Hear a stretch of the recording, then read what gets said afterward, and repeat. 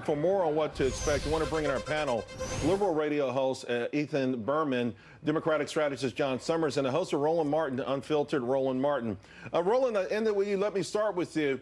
It looks like Elizabeth Warren, she's got the center stage, she's got the momentum, and she's going against people who are right now polling very low. Is this her chance to truly spring above the rest of the candidates? Absolutely. It's also, of course, being the first debate, and so it's going to be a lot of folks who will be tuning in to this. But you also have Beto O'Rourke, Julian Castro. They are hoping to also vault ahead, and so it is certainly going to be a huge night for her because she is really picking up steam among black women, and that's also critical. Expect her to also speak specifically to Latinos. You're talking about there in the state of Florida, so you're talking about folks who are from different countries, not just Cuba, different countries there, Puerto Ricans as well, and so that's what I expect her to focus on.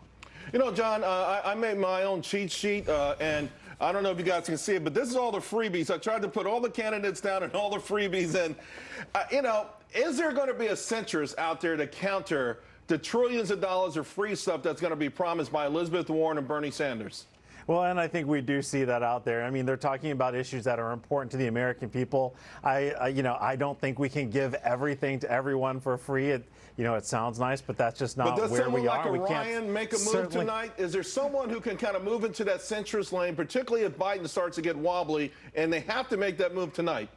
Any one of them can. I mean, this is the great thing about the first debate. This is the opportunity to introduce themselves to the American people. And I think that's the important thing to remember. It's the American people. It's not just Democrats. Yeah, they've got to win the Democratic nomination if they want to compete against Donald Trump. But at the end of the day, this is also their first real unfiltered introduction to the American people at large. So it's important for all of them to get it right. Ethan, we just heard in that bite where Bernie Sanders said climate change.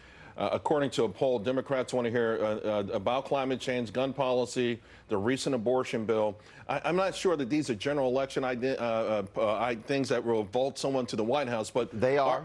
Okay, all right, Roland. But are these the things that will determine the Democratic nominee? Yeah, absolutely. And the candidates have to be clear in their policy positions, and that is where Elizabeth Warren and Beto O'Rourke really are ahead in tonight's debate. And we'll look for the people who are polling less than 1% to try their hardest to be loud and make some kind of a bold statement to set themselves apart. But otherwise, tonight, I'm really looking at Senator Warren and Beto O'Rourke to step up on those exact topics. What you must watch out for tonight, Charles, Andrew Yang and Williamson, are they going to say something that will grab the attention of lots of people? They have a very strong following on social media as well. But let me also say, you mentioned about all the freebies. It's really interesting. I saw a tweet by Senator Joni Ernst yesterday, and I'm just curious, do the billions in farm subsidies, are those freebies?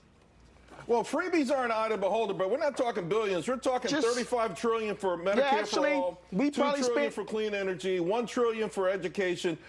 Listen, all of these are noble, Roland. But what I wanted to get back to before we run out of time, and all you guys, but you in South Carolina, it felt like the wheels began to come off for a couple of favorites, right? Biden having some trouble here with these comments that he made.